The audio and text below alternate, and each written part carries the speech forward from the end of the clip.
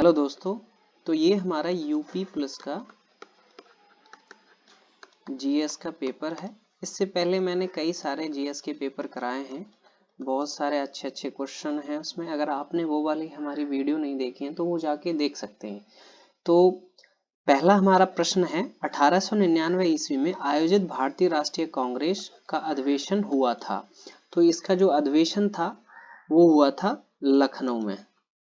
तो इसका जो राइट आंसर है वो है डी। तो 1899 का जो अधिवेशन था वो लखनऊ में हुआ था। तो दूसरा प्रश्न है हमारा, कांग्रेस व मुस्लिम लीग का एक साथ अधिवेशन लखनऊ में कब आयोजित हुआ था? जो कांग्रेस थी और मुस्लिम लीग थी उसका मतलब एक साथ अधिवेशन कब हुआ था? तो ये 1916 में हुआ था। तो तीसरा प्रश्न है हमारा, वर्ष 1916 में लखनऊ में आयोजित राष्ट्रीय कांग्रेस के अध्यक्ष कौन थे? जो भारतीय राष्ट्रीय कांग्रेस था उसके अध्यक्ष कौन थे? तो इसका जो राइट आंसर है वो है अंबिका चरण मजूमदार थे।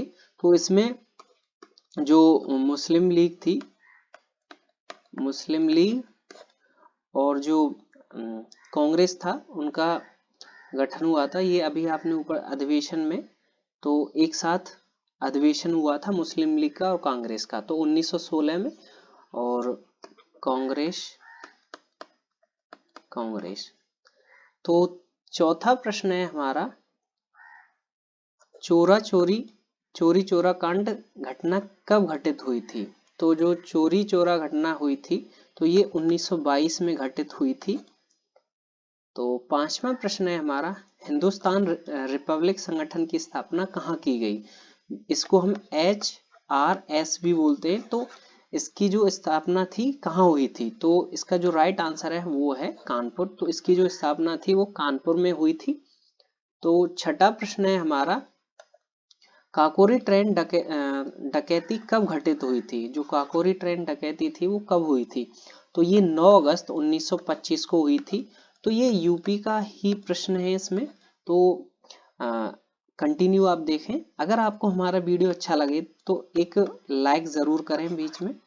तो सातवां प्रश्न है हमारा, चंद्रशेखर आजाद मुठभेड़ में कहाँ शहीद हुए थे? तो जो चंद्रशेखर थे तो ये इलाहाबाद में शहीद हुए थे।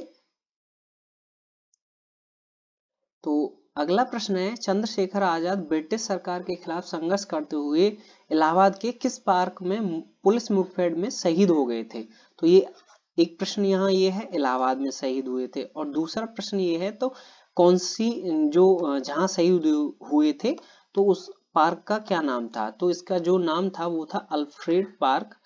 तो आज हम इसको चंद्रशेखर जी के नाम पे ही है, चंद्रशेखर आजाद पार्क है वो। तो अगला प्रश्न है हमारा 9वां, निम्नलिखित में से कौन सा अवध के कृषक आंदोलन का नेता था? जो कृषक अवध में कृषक आंदोलन हुआ था उसके नेता कौन थे? तो इसका जो राइट आंसर है वो है बाबा रामचंद्र थे। अवध में जो कृषक आंदोलन हुआ था, अवध कृषक आंदोलन, तो इसके जो नेता थे वो थे बाबा रामचंद्र। तो 10वां प्रश्न है हमारा, एका आंदोलन किसने चलाया था? जो एका आंदोलन था वो किसने चलाया था? तो इसका जो राइट आंसर है वो है मदारी पासी। तो इन्होंने ये एका आंदोलन चलाया था। तो 11वां प्रश्न है हमारा, भारत आने वाले प्रथम यूरोपीय कौन थे?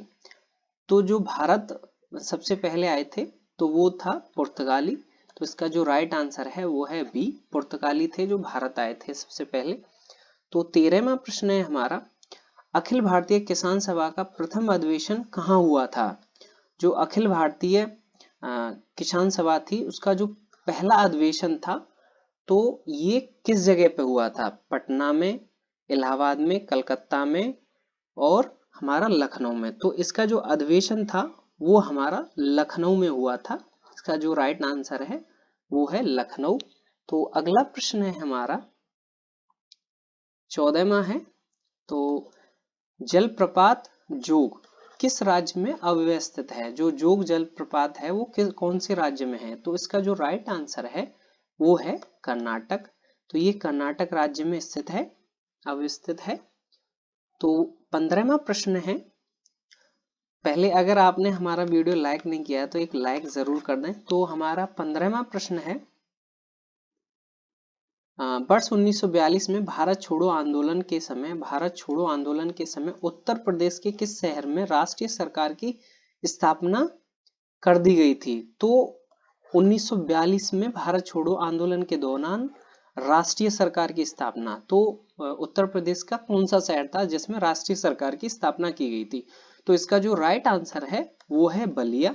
तो बलिया में राष्ट्रीय सरकार की स्थापना की गई थी। यहाँ मेन पॉइंट ये बनता है कि राष्ट्रीय सरकार की स्थापना की गई थी बलिया में।